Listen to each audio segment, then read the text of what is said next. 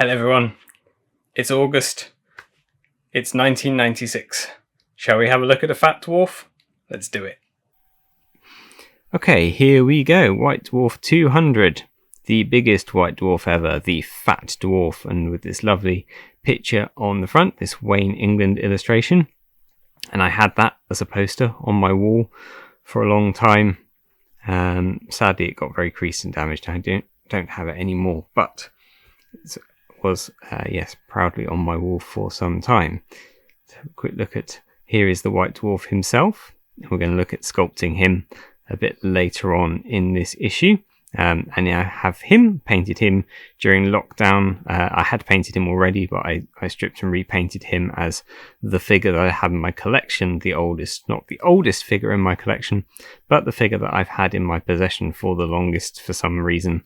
When I got rid of all my other stuff, I didn't get rid of this guy. I must have loved him, or he got left behind or something, I don't know. But anyway, I still have my one from back at this time. His various news, flick through all of this. We're going to come to this a lot later in the magazine. And here we are with Chaos again. Some more Chaos conversions. Everyone's gone really crazy with their Chaos conversions here.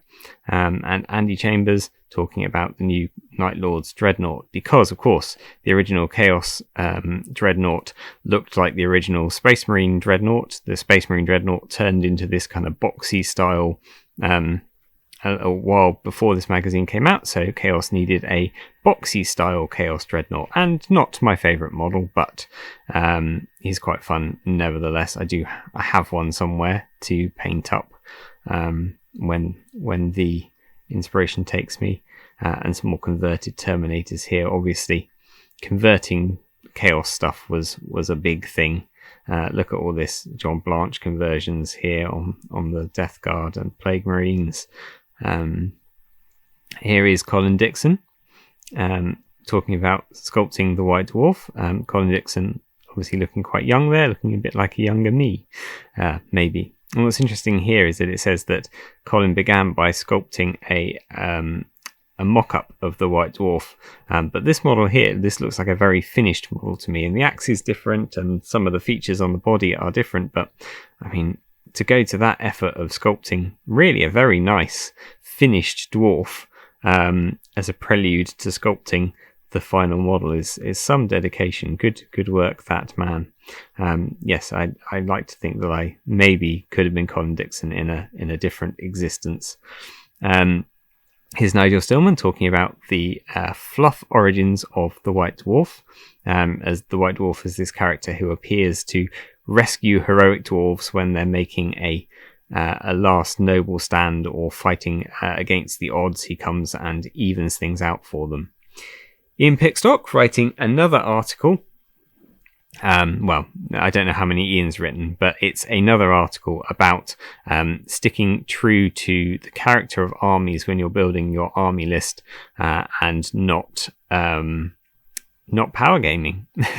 Staying true to the character of an army and what you can do within the kind of niche bits of an army, the options that are available within a codex that may not be the standard army, but that you can take if it's a particular theme. And I guess the journal at this time was doing an awful lot of those, looking at specialist armies, taking a very small part of the codex and building an army around that theme. And this is what Ian's talking about here. Taking the background and taking the things that are allowed by the flexibilities of the codexes of the army lists and coming up with your own bits and pieces, but that are not just built to be game winning, but built to be characterful and interesting. So it's interesting that at this time when we associate White Dwarf and Games Workshop in general as being very much kind of competition game, that they should be talking so much about how to do things other than competitive gaming. Here's a look into Wayne England's work, as he's on the front cover, of course. Here's Wayne England hard at work on something or other. I can't really make it out from the drawing board.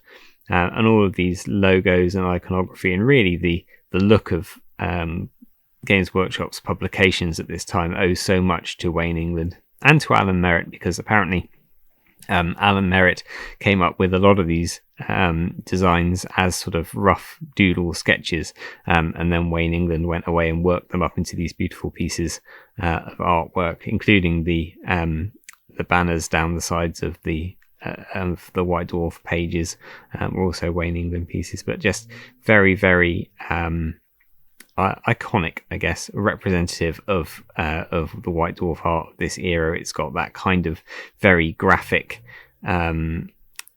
not realistic kind of style to it, but still not the kind of manga-y style that it's maybe gone a little bit now, but very, very graphic. I guess that's the only way I can describe it. It's a very illustrative style of artwork.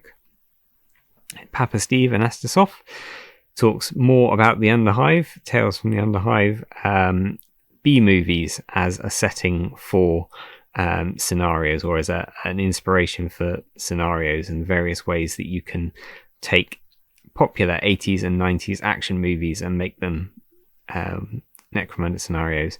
Here's the card sections. We'll find out in a little while what was in there. But for the moment, Mike McVeigh's masterclass, he's doing another diorama based on bikes and exodites. Elder exodites are a fascinating thing, and they've never been, as far as I know, a fully explored thing. And I love stuff like that. I love stuff that isn't fully explored, so you can come up with your own non-canon ideas of it. And here's Mike's look. If I can get this page to lie flat. Here's Mike's diorama of Bike Chaplain versus an Eldar Exodite on this kind of Cold One dinosaur thing. And this was one of my favourite dioramas that appeared in White Dwarf, and I was really pleased to see that this one, at least when I last went to Warhammer World, is still on display at Warhammer World. You can still see it in all of its glory. I just really like the visuals of it. And this, Mike very much says, was designed to be what he would enter into Golden Demon if he were allowed to enter Golden Demon, which of course he wasn't. But this was kind of his, if I were able to, this is what I would enter. And it's a different take from his sort of box dioramas that were designed to be photographed for White Dwarf. This one very much designed to be viewed from all angles, including from above, with this nice sort of yin-yang shape and this raised roadway. Very cool. Like that one a lot. Here's Who's Who at White Dwarf at the time. We've got Jake Thornton in charge of the editing. Adrian Grand Warlord Wood, or AD Wood as we must now call him, interestingly in a video interview said that he wasn't any more keen on orcs than he was on any more of the races. It's just he got pigeonholed as the orc guy. Gav Thorpe, Ian Pickstock, Steve Anastasov, Tumas Puranin. There's your White Dwarf crew. And here is a Warhammer scenario. Now, I had forgotten this one. I'd forgotten Jervis Johnson's White Dwarf scenario, and that's what came out of here. There was a bit for a Chaos Dwarf shrine, which was the card stock piece that came out of here, and I think it might have been a leftover from the Chaos Dwarf Warhammer Quest supplement that didn't ever get published. I think it may have been created intentionally for that one, and then co-opted into this scenario. And this is a two-part scenario. So you've got the main dwarf force who are trying to hold off a wave of chaos dwarves advancing through a pass, and then you've got the white dwarf himself who's making his way up a mountain via one of these routes to sabotage the black dwarf in his shrine at the top of the mountain, and each the outcome of each has an impact on the other one, so you can play them simultaneously or you can play them one after the other. And I think this would make a great Boyle game. And I'd completely forgotten until I started reading this article that this existed. But I could really see one of the big tables having the pass and then the big mountain up one side of the table.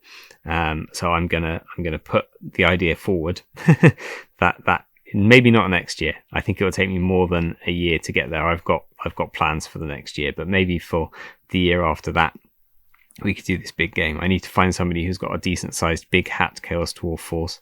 I know the big hat Chaos Dwarves are not particularly popular amongst some old hammerers, but I'm sure I can find somebody who has some love for them. And I've got plenty of orcs and goblins that I can field it in, and probably sufficient dwarves as well. So I think that's something for the future.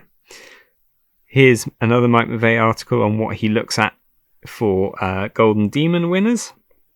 And he's not absolutely complimentary about these winners this year, but they obviously did win, so he managed to find something in there to explore. And we've had a look at this diorama in a previous issue. And this is the one that was up on eBay. Was it last year or the year before? Don't think it sold.